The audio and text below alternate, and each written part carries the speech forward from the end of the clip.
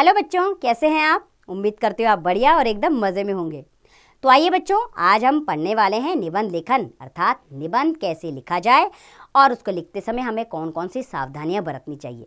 इस अध्याय के जरिए हम वो सब जानेंगे।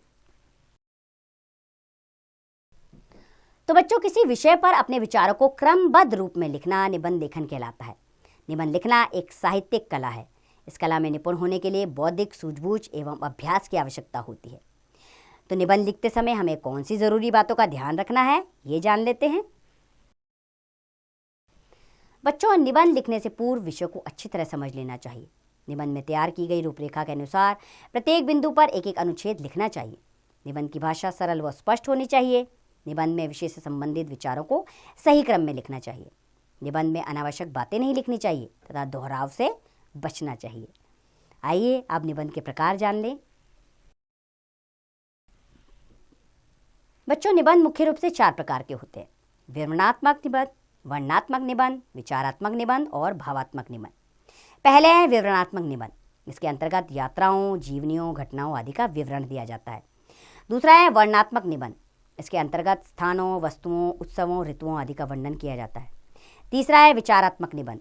इसके अंतर्गत समाज में व्याप्त किसी कुरीति या समस्या के विषय में अध्ययन एवं विश्लेषण किया जाता है। चौथा है भावात्मक निबंध। इसके अंतर्गत लेखक अपने अनुभवों तथा मन के भावों को प्रस्तुत करता है। आइए निबंध लेखन के लिए कुछ विषय जान लेते हैं। तो पहला विषय है हमारा निबंध लेखन के लिए मदर टेरेसा। मानव जीवन की सार्थकता मनुष्य मात्र की सेवा करना है। सेवा एक ऐसी सर्वोत्तम भावना है जो मानव को सच्चा मानव बनाती है। मानवता के प्रति प्रेम को किसी संकुचित परिधि में नहीं बांधा जा सकता। जिस व्यक्ति के मन में ममता, करुणा और सेवा की भावना हो, वे अपना संपूर्ण जीवन मानव सेवा में अर्पित कर देता है। विश्व में मानव की निस्वार्थ भाव से सेवा करने वाली अनेक विभूतियां हुई हैं, जिनमें मदर टेरेसा का नाम अग्रणी है। मदर टेरेसा को ममता, प्रेम, करुणा और सेवा की साक्षात मूर्ति कहा जाता है। मदर टेरेसा का जन्म 26 अगस्त 1910 में यूगोस्लाविया के स्कोपेजे नामक ग्राम में हुआ। इनके माता पिता धार्मिक विचारों के थे। 12 वर्ष की आयु में ही इन्होंने अपने जीवन का लक्ष्य निश्चित कर लिया था। 18 वर्ष की आयु में इन्होंने नन बनने का निर्णय लिया।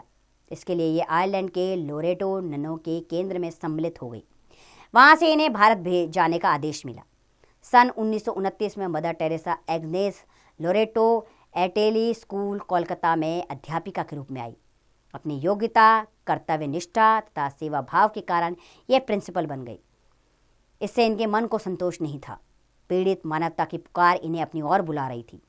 यह 10 सितंबर 1940 को रेल से यात्रा कर रही थी। उसी समय इन्हें ऐसा लगा कि भीतर से कोई कह रहा है कि स्कूल छोड़कर गरीबों के बीच सेवा कर। इन्होंने स्कूल छोड़ दिया और सन 1950 में मिशनरीज ऑफ चैरिटी की स्थापना की। इससे पूर्व सन 1948 में इन्होंने कोलकाता में झुग्गी झोपड़ियों में रहने वाले बच्चों के लिए स्कूल की स्थापना की। आरंभ में ये मरणासन रोगियों की तलाश में शहर भर में घूमती रहती थी।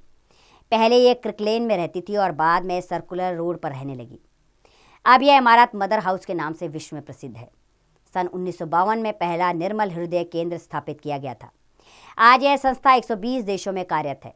ये संस्था 169 शिक्षण संस्थाओं, 1369 उपचार केंद्रों और 755 आश्रय गृहों का कुशलतापूर्वक संचालन कर रही है।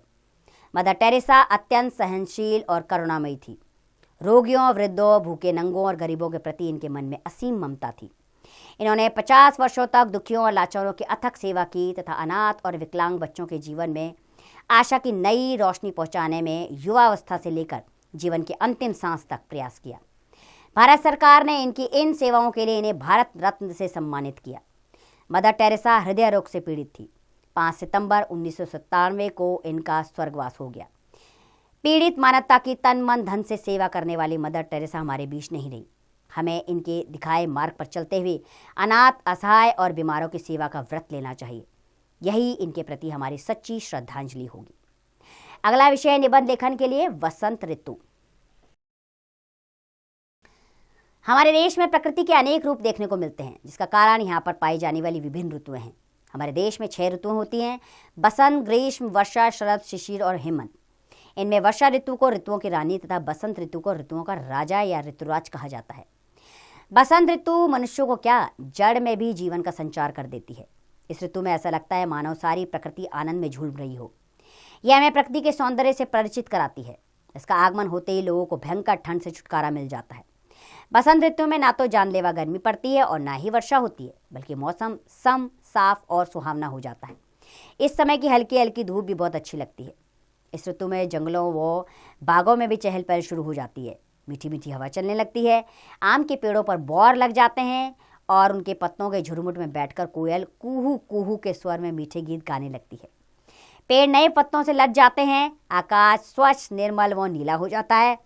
चारों ओर हरियाली व खिले हुए फूल दिखाई देने लगते हैं तथा घास पर पड़ी ओस की बूंदों का स्पर्श सुखद अनुभूति प्रदान करने लगता है। इतना ही नहीं, बसंत ऋतु में धरती दुल्हन की तरह सज उठती है। दूर दूर तक खेतों में सरसों खिल जाती है। इसके अतिरिक्त यह ऋतु अपने साथ धन धान्य का भंडार भी लेकर आती है।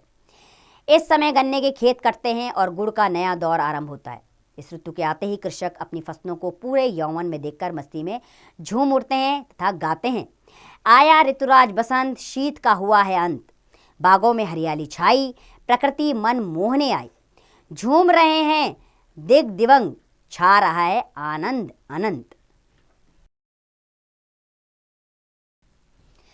इस ऋतु में एक त्योहार भी मनाया जाता है जिसे बसंत पंचमी कहते हैं। बसंत ऋतु का आरंभ इसी त्योहार से माना जाता है। इस दिन देवी सरस्वती की आराधना की जाती है तथा लोग पीले वस्त्र पहनते हैं, पीले चावल बनाते हैं तथा पतंगे उड़ाते हैं। अतः यह ऋतु हरियाली और खुशहाली का प्रतीक है। निबंध लेखन के लिए हमारा अगला विषय है बच्चों, भ्रष्टाचार। भ्रष्टाचार शब्द संस्कृत भाषा के दो शब्दों भ्रष्ट और आचार से मिलकर बना है। भ्रष्ट का अर्थ होता है नीच या गिरा हुआ तथा आचार शब्द का अर्थ होता है चरित्र। अतः भ्रष्टाचार का अर्थ है गिरा आचरण या चरित्र।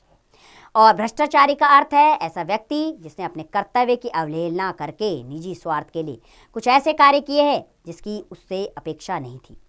आजकल स्वतंत्र भारत में यह शब्द प्राय नेताओं, जमाखोरों, मुनाफाखोरों आदि के लिए ज़्यादा प्रयोग किया जाता है। अंग्रेजी के करप्शन शब्द को ही हिंदी में भ्रष्टाचार कहा जाता है। भ्रष्टाचार अनेक प्रकार का होता है। जैसे आप किसी किराने वाले को लीजिए जो दाल, चावल, मसाले आदि बेचता है। वह दाल में काले और चावल में सफ़ेद कंकड़ आदि मिलाकर अपना मुनाफा बढ़ाता है और हमें नुकसान पहुंचाता है। यह मिलावट का काम भ्रष्टाचार है। दूध में आजकल यूरिया और डिटर्जेंट पाउडर मिलाने की बात आने लगी है। यह भी भ्रष्टाचार है। यूरिया आयात घोटाले भी एक भ्रष्टाचार के रूप में सामने आया है। केंद्र के कुछ मंत्रियों के काले कारनामे भी चर्चा का विषय बने हुए हैं। लोगों में राजनीति पकड़कर ऐसे पद हथिया लिए हैं जिन पर कभी इस देश के महान नेता सुशोभित हुए थे। आज त्याग, जनसेवा, परोपकार, लोकहित तथा देशभक्ति करके नहीं, वरन आत्महित, जतिहित, स्वर्गहित और सबसे ज़्यादा समाज विरोधी तत्वों का हित करके नेतागण अपनी कुर्सी के पायों को मजबूत कर रहे हैं। भ्रष्टाचार करने की नौबत तब आती है जब मनुष्य अपनी इच्छाओं को इतनी ज़्यादा बढ़ा लेता है कि उनको पूरा करने की कोशिशों में उसे भ्रष्टाचार की शरण लेनी पड़ती है। आज भ्रष्टाचार आंखों के मोतियाबिंद रोग के समान हो गया है, जिससे हमें अच्छाई नज़र नहीं आ रही है। इसलिए सोचना जरूरी है कि भ्रष्टाचार को कैसे मिटाया जाए। इसके लिए निम्न उपाय काफ़ी सहायक सिद्ध हो सकते हैं। पहला है, लोकपालों को प्रत्येक राज्य, केंद्र शासित प्रदेश तथा केंद्र में अविलंब नियुक्त किया जाए जो सीधे राष्ट्रपति के प्रति उत्तरदायी हों। उसके कार्यक्षेत्र में प्रधानमंत्री तक को शामिल किया जाए। दूसरा, निर्वाचन व्यवस्था को भी आसान तथा कम खर्चीला बनाया जाए ताकि समाज सेवा तथा लोक कल्याण से जुड़े लोग भी चुनावों में भाग ले सकें। तीसरा, भ्रष्टाचार का अपराधी चाहे कोई भी व्यक्ति हो, उसे कठोर दंड दिया जाए। चौथा, भ्रष्टाचार के लिए कठोर दंड देने का कानून बनाया जाए तथा ऐसे मामलों की सुनवाई ऐसी जगह की जाए जहां भ्रष्टाचारियों के कुत्सित कार्यों की जानकारी आम जनता को मिल सके और वो उससे सबक भी ले सके। पांचवा, हाल ही में बनाए गए सूचना का अधिकार कानून का सफलतापूर्वक प्रयोग किया जाए तथा सभी संबंधित लोगों द्वारा जवाबदेही सुनिश्चित की जाए। आज भ्रष्टाचारियों को महिमा मंडित करने तथा उन्हें ऊंचे ऊंचे पदों पर प्रतिष्ठित करने का क्रम चल पड़ा है तथा लोग जातिवाद बपराव के कारण ऐसे लोगों का सामाजिक बहिष्कार करने के बजाय उन्हें वोट देकर ऊंचे आसन पर प्रतिष्ठित करके उनकी पूजा करते हैं। यह स्थिति सोचनी है। न्यायपालिका तो अपना काम करेगी ही, किंतु समाज को भी अपने दायित्व का बोध होना चाहिए तथा भ्रष्टाचारियों के खिलाफ जन आक्रोश प्रकट करने में उन्हें तनिक भी संकोच नहीं करना चाहिए, चाहे कोई कितना भी बड़ा नेता क्यों ना हो। सामाजिक बहिष्कार कानून से भी ज़्यादा प्रभावकारी होता है। ऐसे लोगों के खिलाफ जगह जगह प्रदर्शन तथा आंदोलन किए जाने चाहिए ताकि भ्रष्टाचारियों को पता चले कि उनके काले कारनामों के बारे में दुनिया जान चुकी है और जनता उनसे नफरत करती है। निबंध लेखन के लिए हमारा अगला विषय है हम होंगे कामयाब। कुछ पंक्तियों से इस निबंध को आरंभ करेंगे, जैसे हम होंगे कामयाब, हम होंगे कामयाब, हम होंगे कामयाब एक दिन, मन में है विश्वास, पूरा है विश्वास, हम होंगे कामयाब एक दिन। तो बच्चों, गीत की ये पंक्तियां मन में उल्लास भर देती हैं, जिसे आशा और विश्वास की किरणें प्रफुल्लित होने लगती है। यदि हम दृढ़ निश्चय कर ले कि ये काम हमें करना ही है, तो विश्व की कोई ताकत हमें नहीं रोक सकती। कामयाब वही होता है जो कर्मठ है, परिश्रमी है। कर्मशील व्यक्ति को ही अपने पर, अपनी सफलता पर भरोसा रहता है। वह भाग्य पर नहीं, अपने भुजबल पर जीता है। अपने भाग्य का निर्माता वह स्वयं होता है। दूसरों की ओर ताकने वाला ना तो स्वयं उन्नति करता है और ना ही अपने देश और समाज के लिए किसी काम आता है।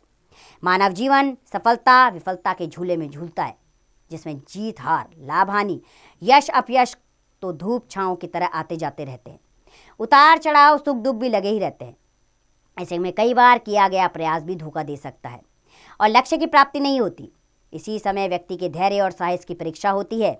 ऐसे में यदि अपने धर्म और कर्तव्य के प्रति सजग रहता है, सचेत रहता है, तो समझिए कि जीवन का रहस्य उसने प्राप्त कर लिया। गीता में कहा गया है कि कर्म करते जाओ, फल की चिंता मत करो। विपरीत परिस्थितियों में हमें धैर्य और आत्मविश्वास को और मजबूती से पकड़े रहना चाहिए। स्कॉटलैंड का राजा रॉबर्ट ब्रूस शत्रुओं से परास्त होकर एक गुफा में छिपा हुआ था। उसने एक मकड़ी को अपने जाले के पतले तार के सहारे ऊपर चढ़ते देखा। मकड़ी चढ़ती और गिर जाती। ऐसा कितनी ही बार हुआ, पर मकड़ी की अड़ियल चढ़ने की उसने ठान ली थी। अंत में उसे सफलता मिल ही गई। इस मकड़ी ने रॉबर्ट ब्रूस में नया जोश भर दिया, आत्मविश्वास की लौ जगा दी। साहस और आत्मविश्वास बटोरकर उसने शत्रु पर पुनः हमला खोल दिया और कामयाब हो गया। एक छोटा बच्चा जब चलना सीखता है, उसे भी कितनी कठिनाइयां होती हैं।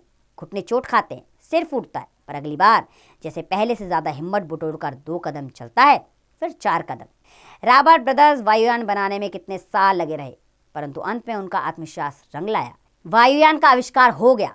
तात्पर्य यह है कि आत्मविश्वास और धैर्य कामयाबी की सीढ़ियां हैं। वह आत्मविश्वास ही था कि अकबर ने 13 वर्ष की आयु में अपने शत्रुओं को परास्त किया था।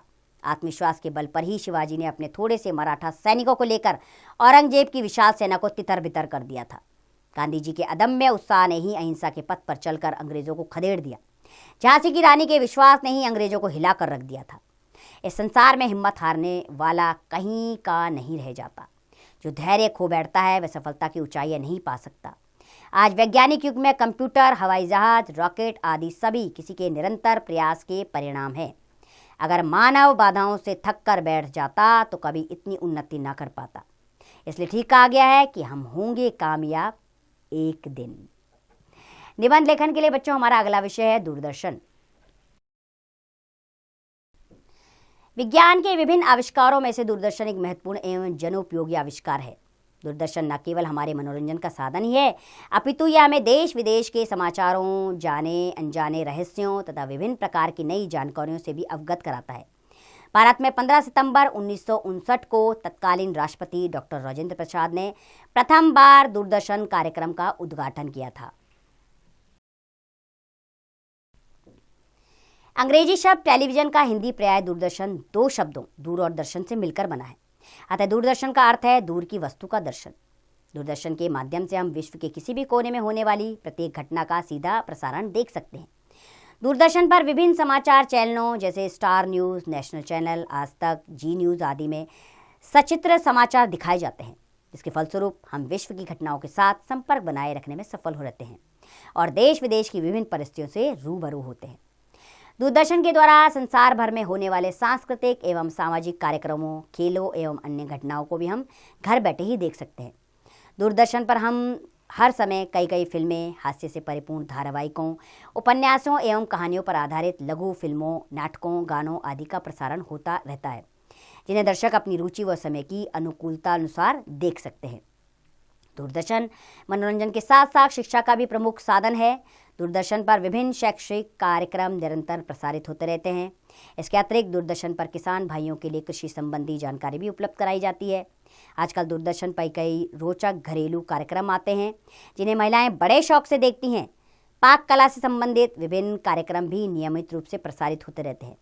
बच्चों के लिए कार्टून शो दिखाए जाते हैं।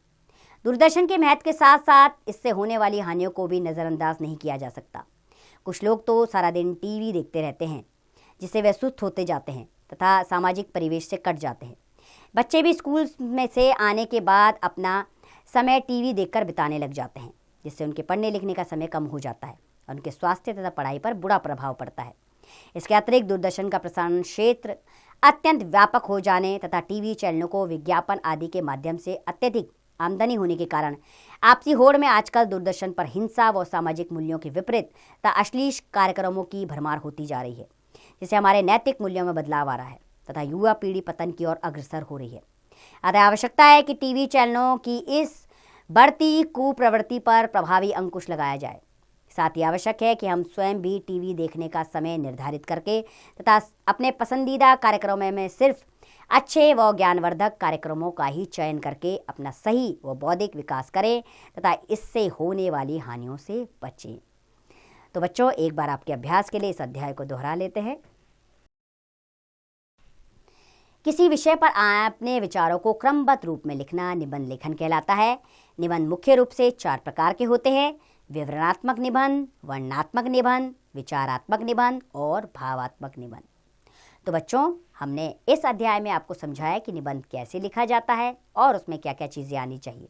आप भी किसी विषय को लीजिए और उस पर निबंध लेखन का प्रयास स्वयं कीजिए।